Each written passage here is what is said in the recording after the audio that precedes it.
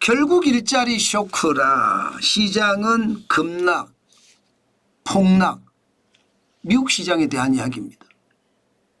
실질적으로 일자리 쇼크가 왔다는 뜻이거든요. 보실래요? 미국의 비농업 고용 인구가 8월 달에 14만 2천 명을 달성을 했습니다. 시장의 예측치가 이게 16만 5천 명이었거든요. 시장의 예측치도 못 따라갔어요. 게다가 지금 과거 1년 동안 평균치가 20만 2천 명입니다. 거기엔 턱없이 부족합니다. 일자리 쇼크가 온 거죠. 더 놀라운 것은 이게 7월입니다. 7월이 8만 9천원으로 줄어들었어요. 이게 11만 4천 명이었거든요. 그리고 6월은요 11만 8천 명으로 줄었습니다. 20만 명이 넘었었거든요. 이거를 보고 우리 구독자님들이 그렇게 말씀을 하시더라고요. 야, 미국도 일자리를 가지고 조작을 하나 봐, 이렇게 말입니다. 예, 그만큼 말입니다. 지금 일자리가 미국에서는 쇼크가 됐다는 뜻이에요. 전체적으로는 여러분 경기가 나빠진다는 이야기가 되는 건가요? 맞습니다. 경기가 나빠진다는 이야기가 되는 겁니다. 다행히 실업률이 4.2%를 지켜서 다행입니다. 실업률이 장기 실업률 평균 4.2%를 지켜냈거든요. 지난 7월에 4.3%가 올라가면서 2021년 10월 이후 최고치 이렇게 예상을 했는데 4.2%가 됐으니까 시장에서는 그나마 안도의 숨은 쉬었습니다. 그렇지만요. 침체라는 것은 어쩔 수 없이 오게 됐다, 이렇게 생각을 할 수 있고요. 특히 말입니다. 특히 충격적인 것은 크리스토퍼 월러였습니다. 연준 이사 말입니다. 연준 이사는 대놓고 이야기했습니다. 대놓고. 때가 왔다. 금리 인하의 때가 왔다는 이야기겠죠. 예, 금리 인하 여러 차례 필요할 수도 있다. 이렇게까지 이야기했습니다. 여러 차례 필요할 수 있다. 여러 차례라는 것은 기본적으로 2번은 아니잖아요. 3번도 여러 차례에 포함되긴 좀 그래요. 4번 이상이란 뜻이에요. 4번 이상. 그러면 금리 인하가 앞으로 계속해서 일어난다는 이야기잖아요. 그러니까 시장에는 안 그래도 일자리 쇼크가 왔는데 금리 인하를 여러 차례 한다?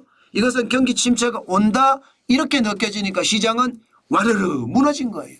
실제로 시장 굉장히 많이 무너졌습니다. 나스닥 종합지수가 2.55% 떨어졌어요. 400입니다. 436.83이 빠져서 16,000이에요. 16,000. 예, 16,690.83으로 마감했습니다. 굉장히 많이 빠졌죠.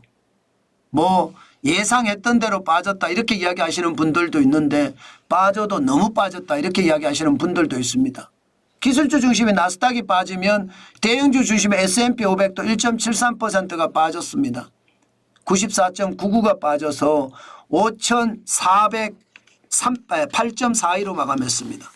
전체적으로 빠진 걸 보니까 여러분들도 놀랍다 그런 생각이 드시죠? 아마 그런 생각이 드실 거라고 생각합니다. 그만큼 시장의 불안감이 야, 이게 진짜 크기는 크구나 그렇게 느껴졌을 거라고 생각해요. 대형주까지도 이렇게 빠지니까. 게다가 더 놀라운 것은 여러분 다우산업까지도 빠졌습니다. 그것도 1% 넘게 빠졌어요. 1% 넘게. 1% 넘게 빠지니까 시장에서는 와, 우려감이 커지는 거예요. 우려감이.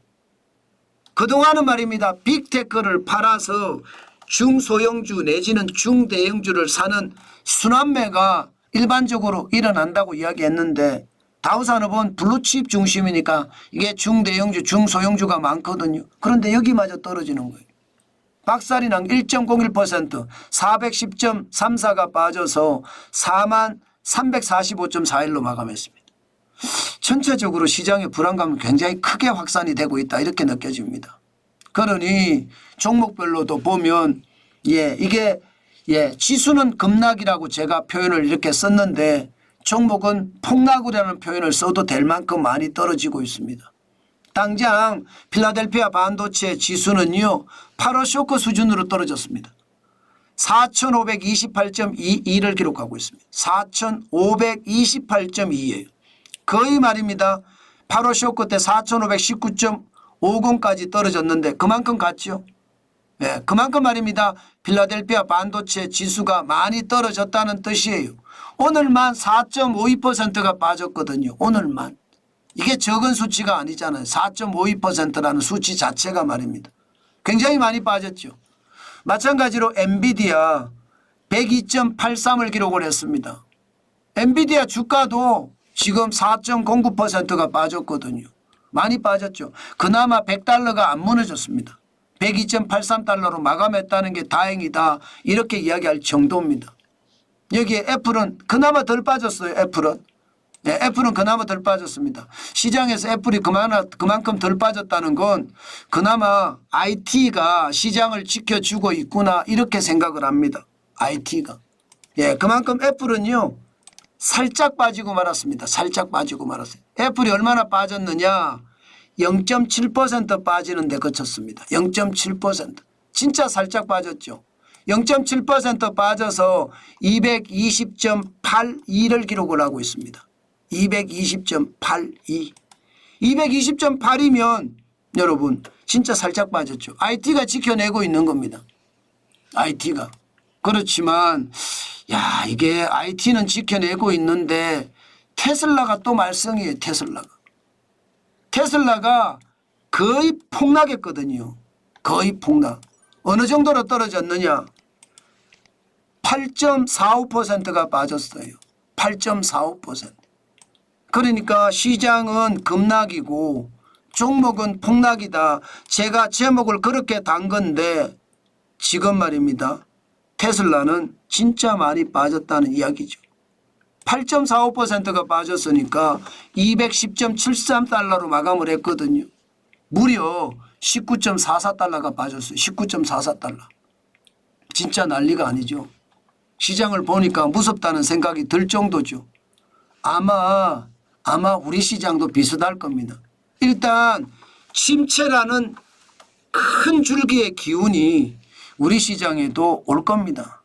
당장 오늘이 주말이라서 그렇지요. 월요일 날 가면 어떤 식이든 반영이 될 거고요. 주말 사이에 특별한 변화가 없는 한 아마 우리 시장에 월요일 날도 많이 빠질 겁니다. 변동성이 굉장히 클 거예요. 그만큼 말입니다. 변동성에 대한 대응 반드시 해야 되고요.